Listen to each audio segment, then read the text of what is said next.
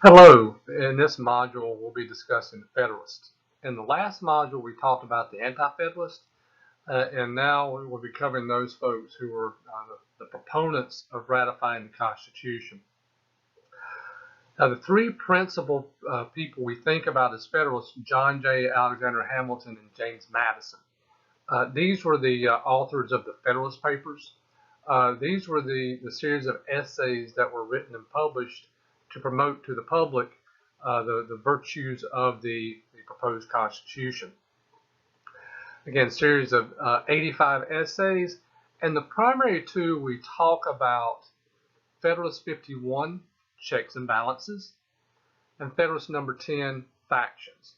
Now, I will tell you, at least in my classes, I will give lip service to Checks and Balances, but we primarily talk about Federalist number 10. That's probably the most famous and the one that's talked about most in the context of this class. All right. Now, let me just warn you, hopefully it's not too late when you're looking at this, because I do want to go over some of the text of the of Federalist number 10. If it's too late, I don't want you to fall asleep on me. So at least make sure you have some caffeine or be viewing this earlier in the day. So when James Madison was the one that wrote Federalist number 10, and as he kicks this off, among the numerous advantages promised by a well-constructed union, none deserves to be more accurately developed than its tendency to break and control the violence of faction. All right, so he's kicking off, hasn't really told you what faction is. We'll take care of that soon enough. All right, next. The friend of popular governments never finds himself so much alarmed for their character and fate as when he contemplates their propensity to this dangerous vice. All right, so it still hasn't quite told us what a faction is, but he's laying the foundation for the reader. Pay attention, pay attention. I've got some good stuff coming ahead. He will not fail, therefore, to set a due value on any plan which, without violating the principles to which he is attached, provides a proper cure for it. Okay, so I haven't defined what a faction is yet, but Madison's got a plan here. All right, and forgive me, our founders love their run-on sentences, but this phrase, the instability, injustice, and confusion introduced into the public councils have in truth been the mortal diseases under which popular governments have everywhere perished, as they continue to be the favorite and fruitful topics from which the adversaries to liberty derive their most spacious declamations. Remember from a previous module, we discussed how Madison did his homework. He was a scholar. He studied why democracies failed. And really for Madison, the heart of it is this whole notion of faction. I know we haven't defined it yet, but we're going to get there in just a minute. Next phrase. The valuable improvements made by the American constitutions on the popular models, both ancient and modern, cannot certainly be too much admired, but it would be an unwarrantable partiality to contend that they have as effectually obviated the danger on this side as was wished and expected. Now you have to understand here that Madison, as we said in the previous module, had served in the Virginia legislature. He had served in the Congress under the Articles of Confederation. And as I said, he knew the warts and flaws and such. And so Madison, as far as the colonial constitutions, the state constitutions, wasn't exactly the biggest fan per se, because at some point he was very concerned about, and as I said, he studied, why do democracies fail? Now moving on.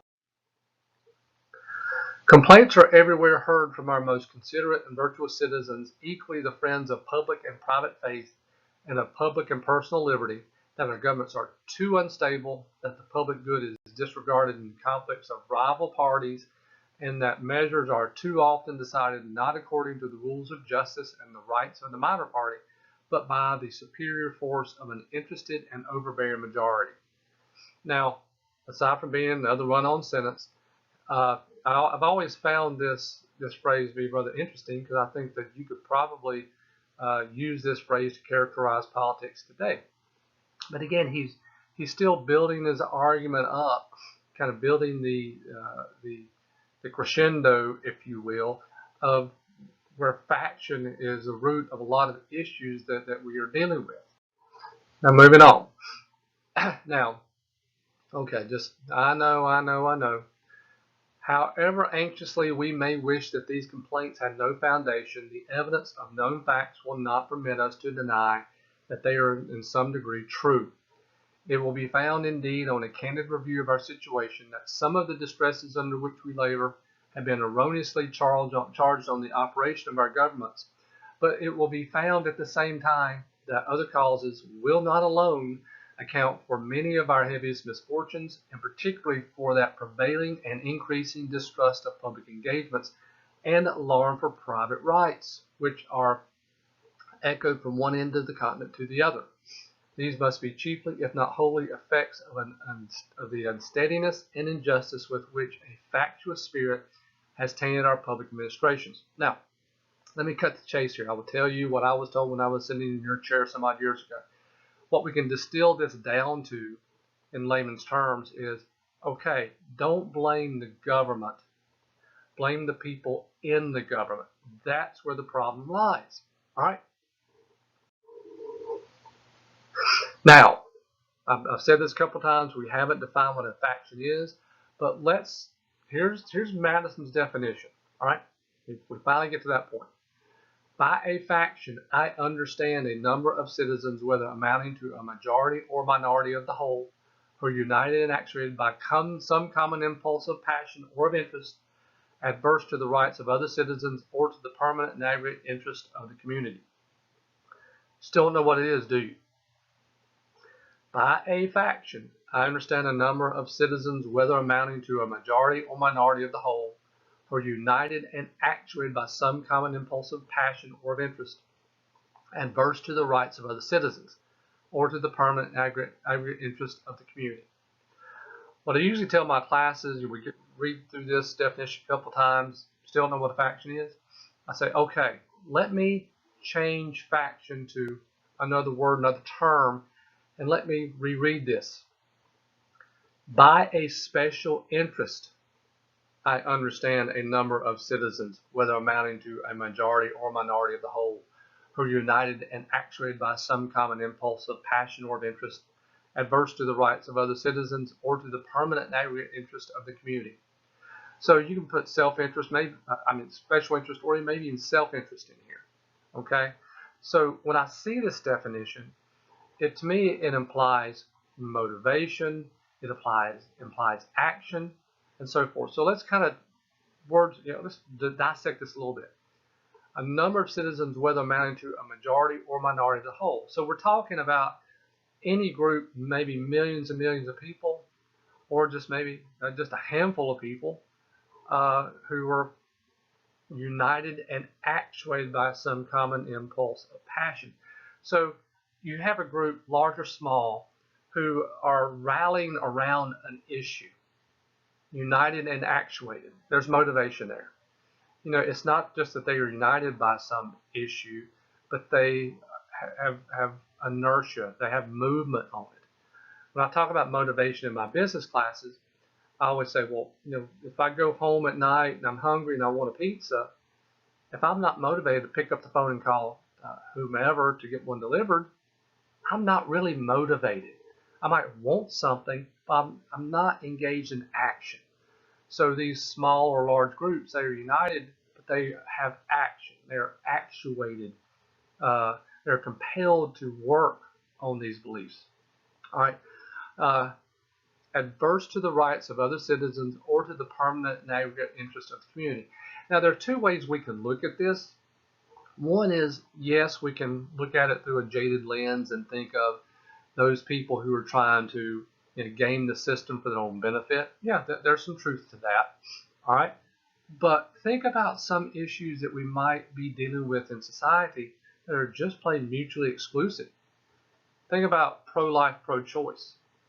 If you have a group of pro-life, as they are out there united and actuated to promote their cause, isn't that whatever they're doing adverse to the pro-life people as they are out there promoting their cause.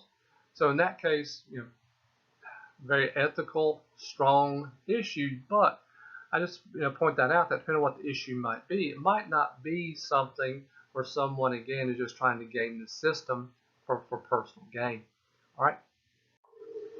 Now, Madison moves on in his essay, and trust me, if I go any further with the text of the essay, you really might fall asleep. But Madison says there are two methods of curing the mischiefs of faction, the one by removing its causes, the other by controlling its effects. So at this point, what I've got in the subsequent slides is really a almost like a flow chart, a diagram that explains Madison's logic and how he paints the picture of how to control faction. And really, for Madison and for a lot of scholars, this is central to the value of the Constitution as it was drafted. Okay, so we start here at the top, faction, two ways to cure. If you move, let me move to the next slide so we can focus here.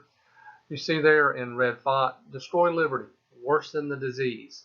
Okay, so I gotta say, and I always ask, do you really think a founding father is promoting destroying liberty?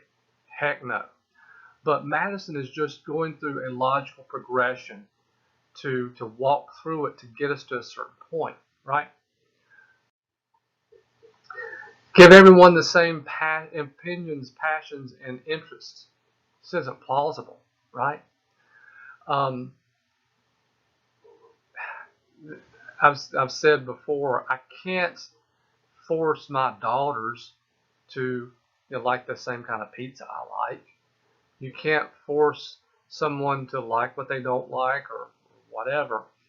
But it's just one of those things of life. We are who we are, and you can't force everybody to think the same way, right? But we can control the effects, all right? We can control the effects of faction. Minority interest. Minority interest can be controlled by the majority, okay? And so we talked about in a previous module the basis of democracy. When we enter into the social contract, we become subject to the will of the majority. I want you to think about this for a second. As we walk through Madison's logic, really what he's painting a picture of is how do we prevent people from being able to directly affect public policy? How do we limit that? And when those people who actually do have direct ability to do so, how do we hold it in check? Okay? Okay, and now we come to the meat and potatoes of Madison's arguments. We've gone through, we aren't going to destroy liberty, we can't give everybody the same opinions, we're going to control the minority interest through the majority, but how do we control the majority interest? First of all, republic, not democracy. Now, really once you get outside this class, if you get a wild hair and want to major in this stuff, once you get out of introductory classes, when you say democracy, you just assume it's direct vote democracy, like referendums, ancient Athens, and the like. When you think about a republic, that's when you think about electing people to make policy on your behalf. So in that respect, when you have that representative form of government, by default, the vast majority of people cannot make decisions directly on public policy. There's that intermediary of the elected official. Now, the second point, government not too large, not too small. I've always kind of said this as the Goldilocks approach. So first of all, we don't want a government to be so large it can't get anything done. It's just administratively too cumbersome. But here's the other side of it. We don't want it so small where people get chummy. Just think of it this way. The House of Representatives has 435 members in it. What if we got that down to 6? Can't you imagine just having that smaller group that there is a greater likelihood of them maybe colluding on some issue? All right. And then lastly, expand the republic to increase the number of factions. If you remember from the last module, we talked about the anti-federalists. the conventional wisdom was decentralized government. You want to keep it smaller with the democracy. That large geographical area will be impersonal, arbitrary. Well, Madison is turning that argument on its ear. What Madison is saying here is that faction is a root of a lot of problems, but if we expand the republic, not keep it smaller, it'll take care of those things. So if you think about it from an economic standpoint in particular, I always kind of joked around about this. What if you think about the United States of Gaston County, all right? And just within that county, yeah, there is a little bit of economic diversity, a little bit. But think about how you or I could maybe come together on a couple issues here and there, all right? But now expand your thinking to the United States of America. Now, you and I still might have some common ground on those couple issues, but what about the other issues at play? The diversity of the economics, that now you and I might not agree on issue B or C. You might be in line with someone from Minnesota. I might be in line with someone from Arizona. Then what about those other issues and those other issues? It dilutes society's ability to really have those strong groups that come together and operate politically within the system.